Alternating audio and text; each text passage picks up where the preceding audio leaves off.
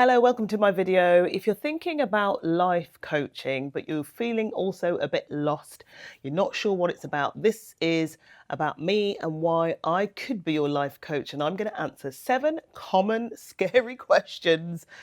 Might help you make a decision. Hello, Bob. Welcome back to my channel. And if you're new here, I'm Marv. I'm a journalist and TV presenter and also a transformative coach. So coaching is really all about partnering with you, working with you to really unlock your potential and the innate power and the decision-making ability within yourself. It is not about me telling you what to do, giving you a long list of action points at the end of a session for you to go away like homework and then bring it back to me. You'll pretty much decide on the tasks that you want to take forward at the end of any session. But what will happen by the end of any session with me is that you're going to feel that you're taking a step towards progress. You're probably going to feel a little lighter and a little bit more optimistic about the goal or the ambition that you have. One other really important point to note is that our conversations will be 100% confidential and private.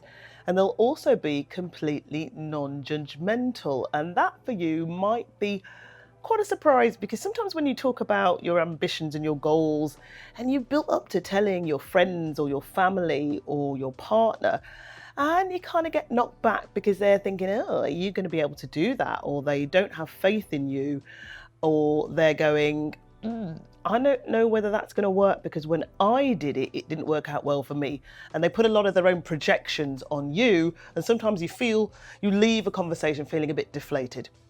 I am completely the opposite, non-judgmental, private and confidential sessions with me. Therapy is often about delving into the past and trying to resolve issues that you're struggling to overcome. Coaching is very much about how you are handling issues in the present and what you are trying to move forward to for your future. So if you're someone who is feeling like you're stuck and you do want to move forward, but you're not sure how, coaching is the one for you. If you feel that you have some trauma and some really difficult emotional issues and things that have happened to you in the past that you feel you need to deal with first before being able to move forward, then definitely you're looking for therapy or counselling. They are very different things. And even if you come to me and you're not sure, I will pretty much be able to detect from our initial conversations whether or not I actually need to refer you to a counsellor or a therapist.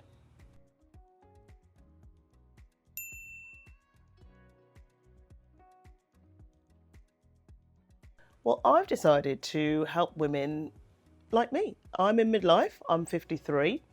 I've gone through a lot in my life, and I feel that women who have also gone through a lot in their life and have come to this point through married and kids, got their kids through school and university. Maybe they've gone and they've emptied the nest, they've left the nest, and you're wondering what on earth to do now. You've been through job changes, career transitions. Maybe you want a career transition, get the word out. You might have been through a bereavement or some sort of loss. You've also gone through probably at least one major health challenge, and I would probably add menopause into that challenge. And so when you've been through all of those things, sometimes you get to this point in your life and you're wondering, what do I do next? How do I fulfill my second act? And you might be under some sort of pressure where people are looking at you going, oh, she's not up to much now, is she? Oh, she's past her prime. I believe the opposite. Your age is your power. You're not past your prime. And I also believe that whatever you want to do in life, you have the ability to do it. Oftentimes, we just need a little push from someone who's your cheerleader. And I am happy to be that person as your coach.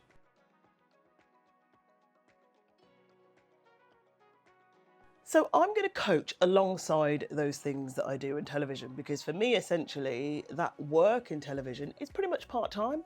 And I've been trying to find out how I can help more people than I already have. How have I helped people in the past?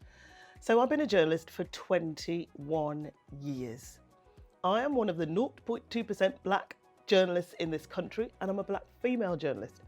And I came to this career in my 30s. It was a career change for me. So I've done all sorts of different jobs. I've got a video explaining all my jobs and all my career shifts.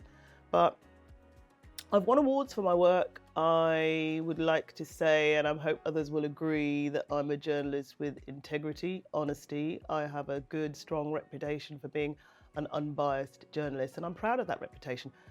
But it's been hard fought. A lot of the jobs that I have worked in, people have really resisted me being there as a black woman, being in that role. I've had resistance whilst being in the role. I've faced prejudice and racism, and people going, oh, well, you're not quite right for us. And you kind of know what they're saying.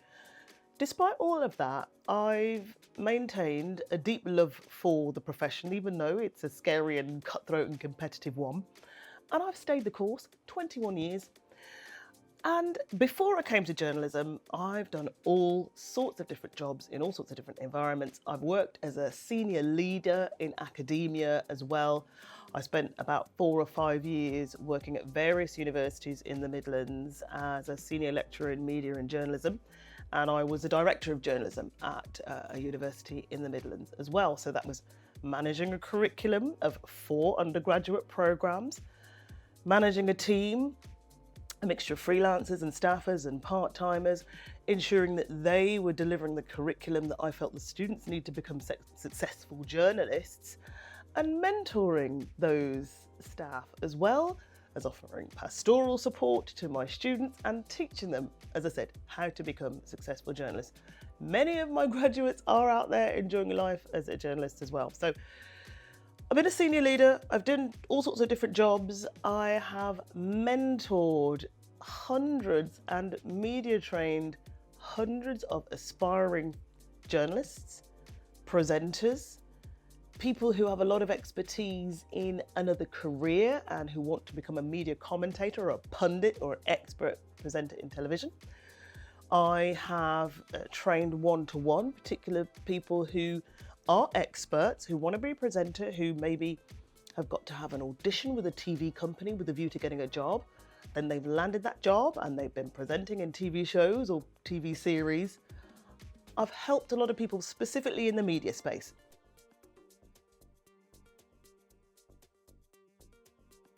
The essence of coaching is about understanding shifts in life. I don't need to fully understand your industry to be able to really ask you the right questions, the challenging questions, the powerful questions that will help you elicit the answers within yourself.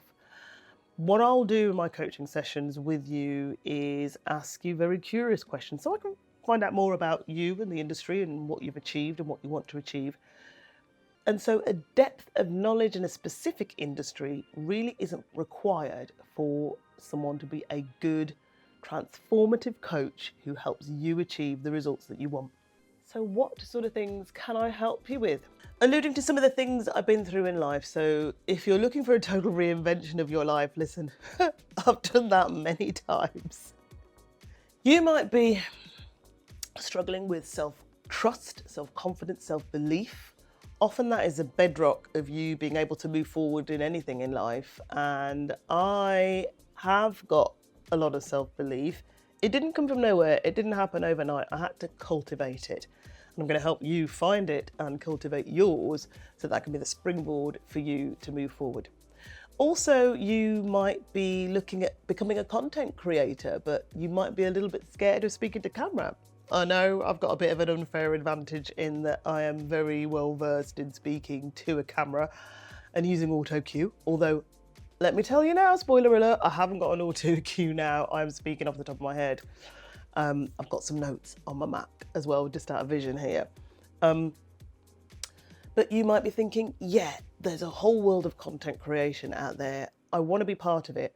I don't know what to say. I don't know how to say it. I don't know what equipment to use. I'm scared of putting myself out there, but I know that if I do try and do that, I might be able to improve my business. I might be able to boost my business. I might be able to boost my personal brand and my reputation. How do I do it? I'm here for you for that.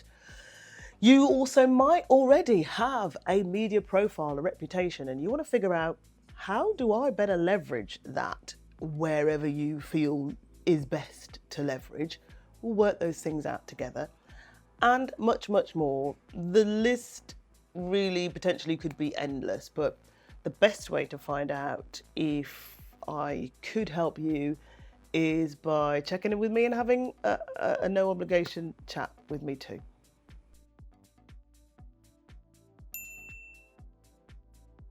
For me, one of the biggest indicators is your intuition. Listening to yourself, listening to your brain, listening to your body.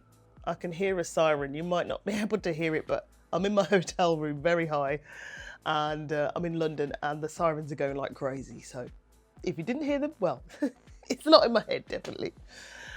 So how do I know if I need a coach? Well, listen to yourself. Are you criticizing everyone and everything around you? Are you blaming other things and other people for something that's going wrong? Are you perhaps on social media being a bit of a keyboard warrior and diving into people's comments and going, oh, well, I don't like what she's wearing, and maybe she shouldn't be doing that, and oh, well, I wouldn't have done that. Sometimes that sort of behavior, and I've recognized this in myself, sometimes that sort of behavior is a deflection technique, in that you're looking at everybody else and you're criticizing everyone else because you're taking the focus off yourself. And maybe for whatever reason, because of whatever season you're in, you are not ready or prepared to turn the lens back on yourself and go, oh, there's things that I'm not happy about that I need to sort out, because I can sense myself lashing out and having a go at other people. If you sense that in yourself, that for me is an indicator that you might need help in understanding where those feelings are coming from and trying to flip those around, trying to flip that script and to help yourself move forward. I'm just checking my notes on this because there's some other things. Oh boy, another indicator for me was masking. So this was me the last few years, and really I kicked myself into touch at the beginning of this year. I was unhappy, overeating, drinking too much alcohol, blowing up in weight. I felt like a barrel. I've lost a fair bit of weight now. I've been on weight loss injections. That's a whole nother video, okay? But I was doing a lot to hide. And I was the person as well looking at social media, being envious and quite jealous of other people and my peers in the industry and going, why are they doing that? Why can't I do that, right? And I recognized it in myself, and I had to figure out, what do you need to do about that? Why can't you find something meaningful for yourself? And here I am, I have. Right, so I recognized it. You also might be, if you need a coach, you might be in a space where you're like, I'm fed up with my job. All the redundancy schemes just come up at work and I'm gutted, I'm gonna have to go. Or, oh, it's a voluntary redundancy scheme. Should I go? Should I take the money? What am I gonna do afterwards? Or you've got a dream goal, you wanna start that new business, or you've always dreamt of doing maybe a side hustle with a creative side of your brain and a creative side that you want to indulge in, and you want to start something up, but you're not sure how and why, and is it going to work? Spoiler alert, we never know whether anything's going to work, so stop trying to figure it out, because you ain't going to know. Those are some of the things that I think you can read in your body, your actions, your brain, that say, okay, something's going wrong here, or there's some changes I need to make. I'm not sure how. I need someone to help me. You have to be in a place of being ready. You have to be ready for coaching. I want you to be ready for coaching before you even have a discovery call with me. And I don't even need you to be 100% ready. You might be 10% ready. You might be 5% ready. You might be 2 or 1% ready. But you have an inkling. You have an inkling. How do you find the right coach for you? So I don't necessarily have to be the right coach for you. There are lots of coaches out there. I'm just telling you about what I do, how I do it. And obviously, if you're a guy watching, I'm not going to turn you away, but and I have had male clients before. But for me, 2025 is a year where I want to predominantly help women in midlife. But there are lots of male coaches out there. And you can have a look so the International Coaching Federation is the organisation that I've been studying in it for, an accreditation for. And I'm pretty sure they have a list of coaches, but you can just have a look and Google around for coaches maybe in your local area if you're looking to see someone face to face. Although 9 times out of 10 coaches now will coach on Zoom online, because it's easier and it's more convenient than meeting IRL in real life. And it means that you can get to be seen and have those conversations much faster than trying to make diaries align and people physically be in places. And, you know, you might be in Scotland, you might be on the other side of the world, and, you know, you want to work with someone in particular. You're not going to be flying across to Atlanta every week to see someone, are you? So, but when you find somebody, have a look and see their presence on social media, what they're talking about. Also see if they're accredited somehow, if they have a qualification in coaching. And I'm not against anybody who does not have a qualification. For me, it was really important for me to learn around the ethics and the values of the ICF and understand the very purest and real form of coaching and how it can help people. What I really like about the course that I've just studied is that it was very different to some of the other coaching programs that I looked at. Some of the coaching programs that I looked at would look at very specific theoretical models and just focus on one. In my study, I've learned, I think, at least 6 different coaching models. And this doesn't have any bearing on you. You don't have to know about these coaching models, but from my perspective, it means that I've got a variety of tools in my kit bag to choose from to decide whether or not I need to think about a particular model to help elicit the best from you. And so that's why I was very happy to study privately to work towards my accreditation, which hopefully I'll be landing in June 2025.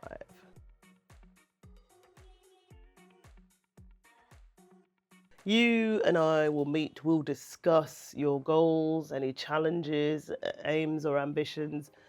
And don't worry, if you don't have any of those down pat, we will partner together and work those out, and we will make a decision and an agenda around each session, right? Very much led by you.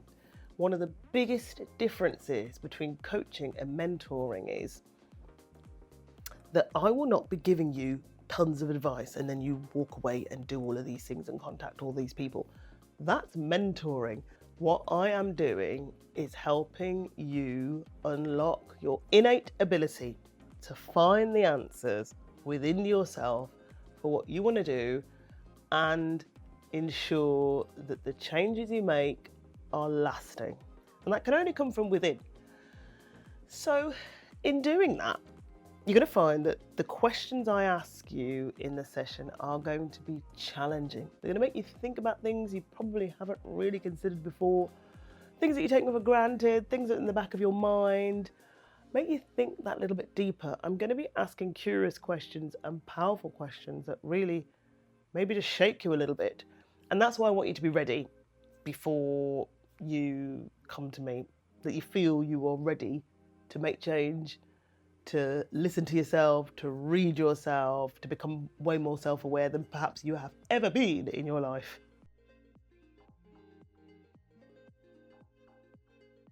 The key word here is investment.